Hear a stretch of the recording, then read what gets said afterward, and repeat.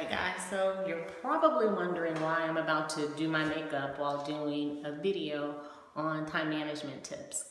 And if you keep watching, you'll know exactly why.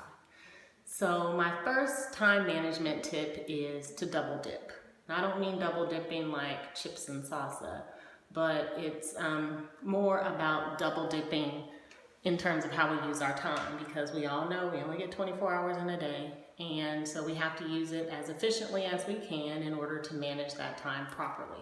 So again, the first tip is double dipping. And so what I'm going to do right now is, as I'm amping up my daytime makeup to get ready for the evening, I'm going to go ahead and do this video to get this out to you guys. For those of you who don't know me, my name is Shine, and I am a health coach. And I'm in the process of actually transforming some things in my business, which I'll talk about later. But for now, that's the reason why I am revisiting time management and also giving you guys some tips on how to do the same. So as I double dip and do my makeup, we can talk through the other time management tips. So other examples of double dipping, because I think that this is a very good tip. Another example of that is while I'm cleaning my house, anything that I want to educate myself on or get to understand better, I do that while I'm cleaning. So let's just say a new article comes out or a new video comes out about something that's health related or something that I'm trying to learn better as it relates to my business, then I'll go ahead and queue all of those videos and lectures up and turn them on and get to cleaning. So that's a good way of double dipping.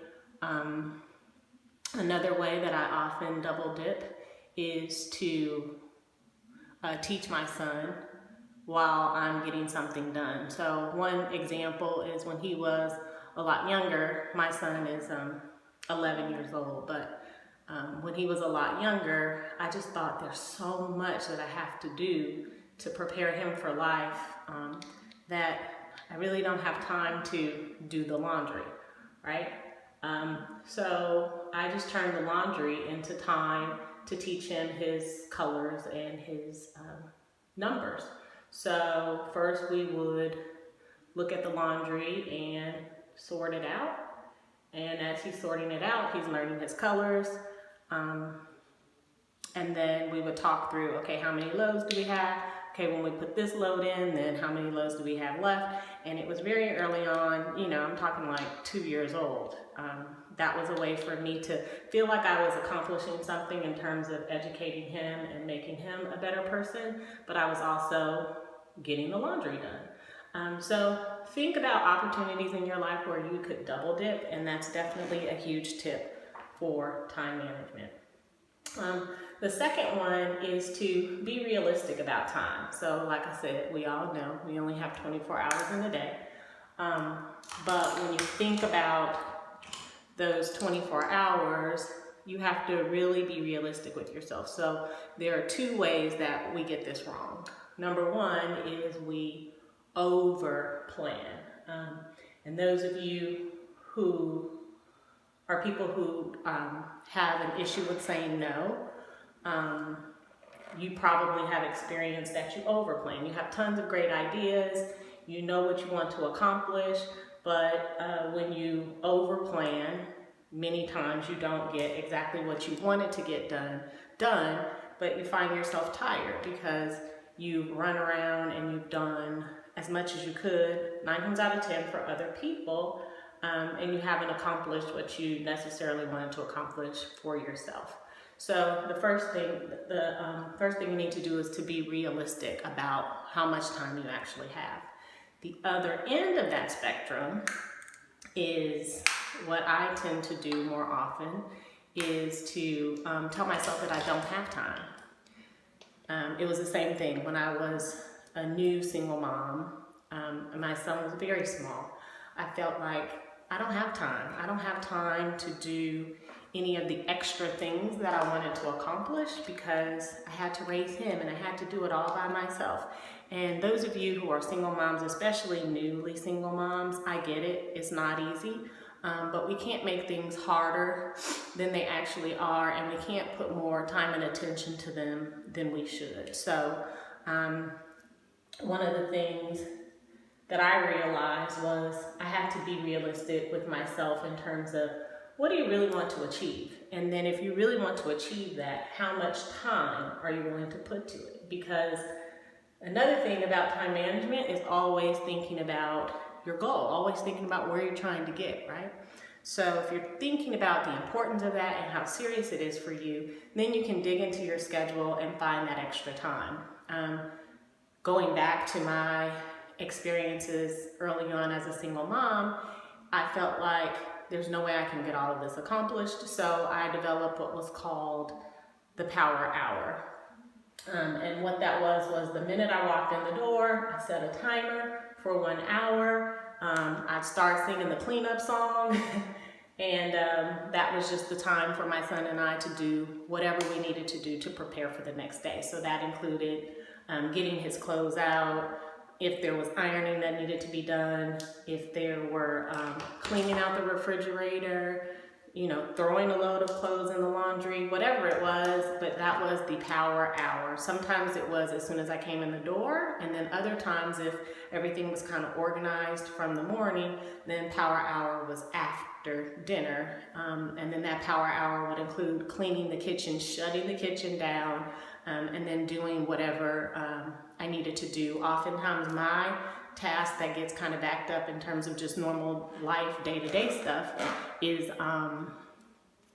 folding laundry. So oftentimes during the Power Hour, I would just take one load of laundry and fold it. So, but the whole point of this tip is to be realistic about your time.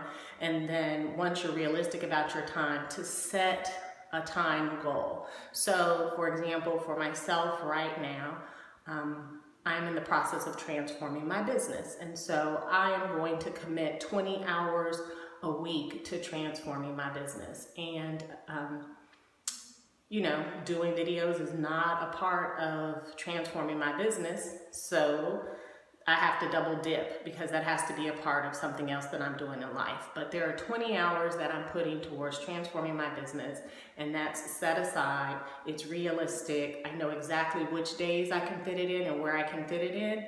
And that's important to have in your mind. So if I say my 20 hours, and I can't do this, but if I said 20 hours, I'm going to do 4 hours every weeknight, then that would be great. For me, that doesn't work. So I do a little bit every day throughout the week. 2 nights out of the week, I extend that time. And then on the weekends, I grab another 10 hours to make up my 20 hours. So I essentially have a schedule for my goal, right? Because one thing that you'll learn is that you're setting time for a particular goal, something you want to achieve. Like I said, my goal is to transform my business. So I need to set aside time for that. Your goal may be, like I said, transforming your body. It may be becoming a better whatever.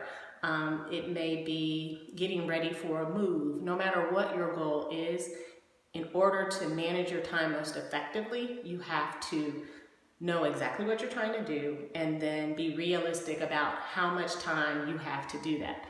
And when I say be realistic, that's just don't let yourself off the hook, you know, because it was really easy for me at first to say, I'm a single mom, I don't have time for this. And again, I understand it's rough. I'm not minimizing that. But we can't give ourselves those breaks, because if we give ourselves those breaks, then we won't get to where we're trying to go.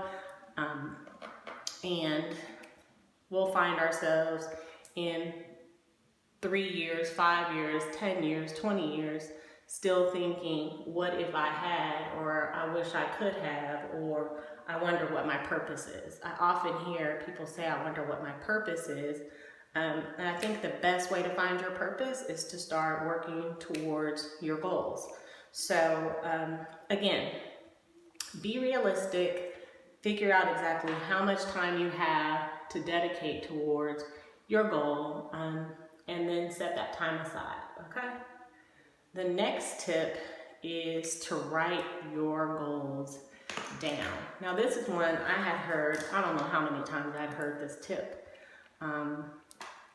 but for some reason it just didn't sink in for me. Like, people would say all the time, it gets real when you write your goals down. And I'm like, I know my goals in my head, why do I need to write them down? That was just my attitude. But what I find is that by writing them down, it forces me to focus on them more.